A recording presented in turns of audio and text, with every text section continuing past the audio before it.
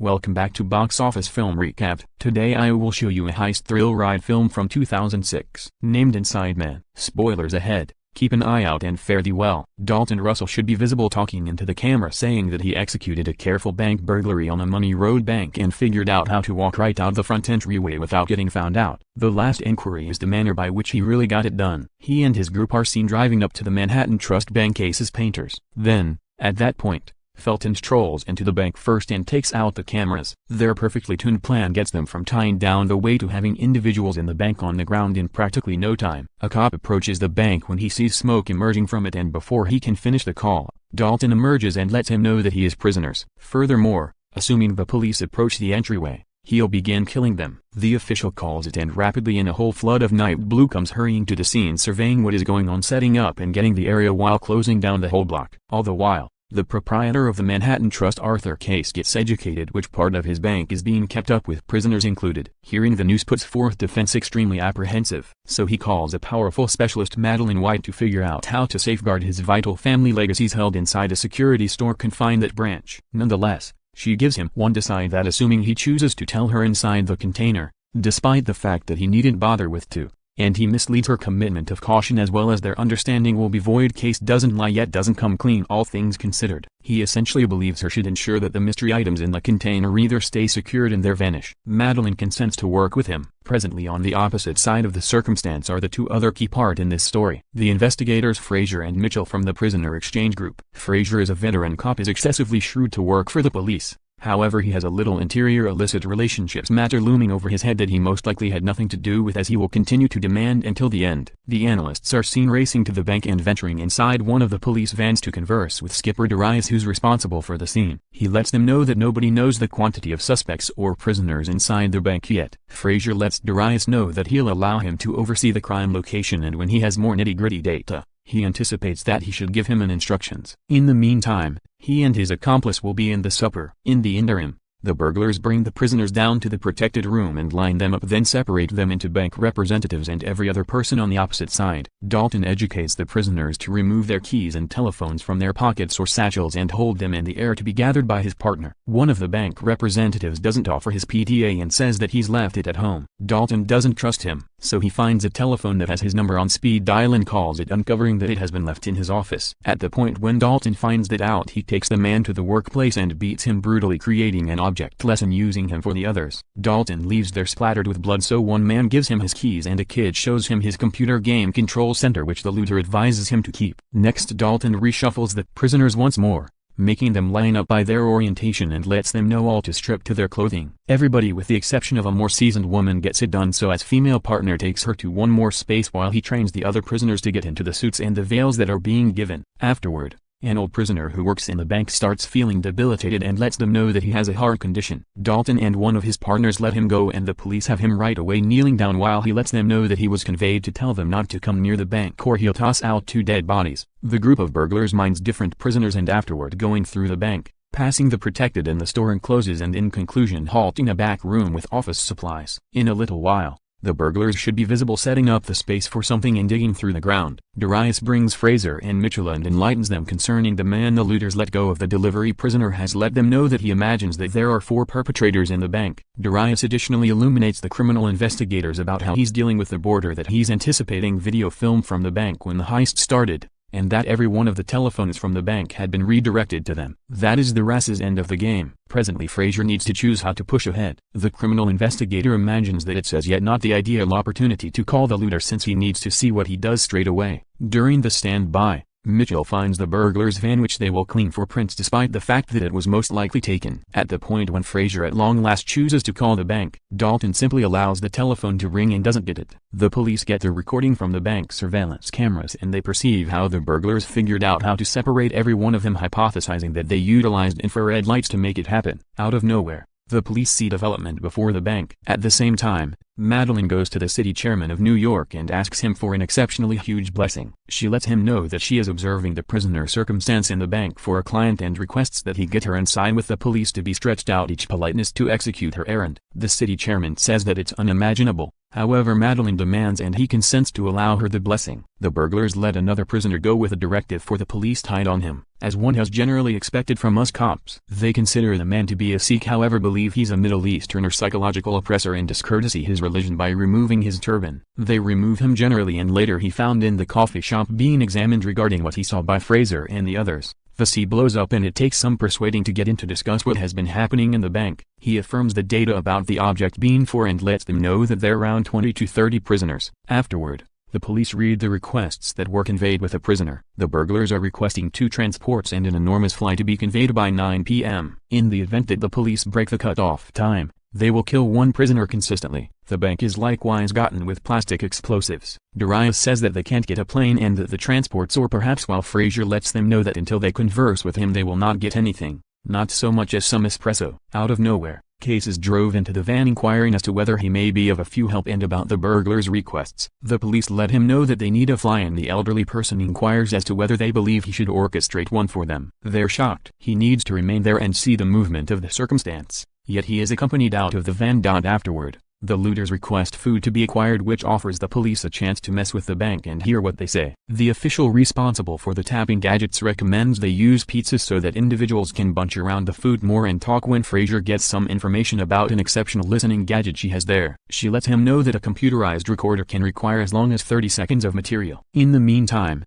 one of the prisoners behaves like a troublemaker, so the burglars give him an update about who's in control in the bank and drag him across the rooms with every one of the prisoners, then take him inside the workplace supply room. The request for food at long last shows up at the bank and Fraser regulates the drop.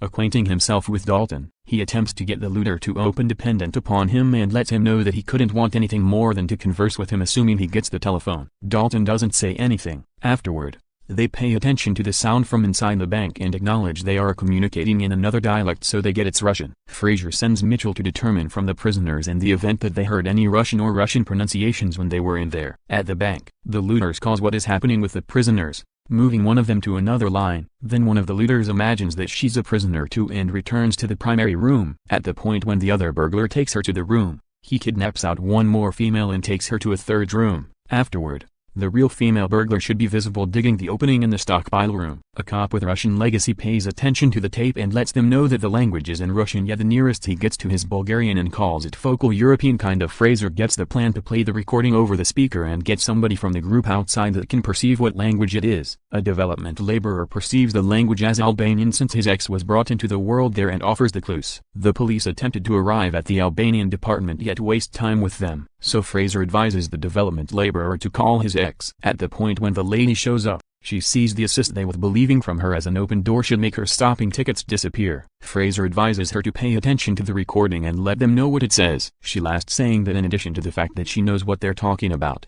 yet that she likewise knows who's communicating everything. The cop is energized that he could figure out who it really is. So the lady rehashes her solicitation about the stopping tickets before she answers, and when she gets the answer she needs, she lets them know that it's the voice of the previous socialist leader of Albania in Verhoekse. The acknowledgement that what they have been paying attention to an irregular tape on the grounds that the looters realized they planned to mess with them changes the game for the police. In the meantime, in a progression of dispersed shots from the bank, Dalton should be visible in the safe and around the lucrative. It looks sketchy in the event that they truly are there for the cash. A piece later, he and one of his partners are seen opening up a security store box. It contains specific records that they appear to have been at first after, as well as precious stones and little baggies and a gems box. Dalton takes the archive and the other one shuts the container down once more. Around a similar time, the city chairman shows up before the managing account with Madeline to have a discussion with criminal investigator Fraser. He presents them and she rapidly gives Fraser a restricted record of the explanation she's there. The criminal investigator is hesitant to acknowledge her expected to help, so Madeline and the city hall leader utilize some decent antiquated coercing to persuade him. In a little while Dalton at last gets the telephone and converses with Fraser. The discussion goes basically no place, with Dalton simply rehashing their requests and compromising the analyst to kill prisoners on the off chance that they aren't met in the time period he set up. The equivalent occurs in a later discussion with Fraser sure that he's the one squeezing the burglar for additional time,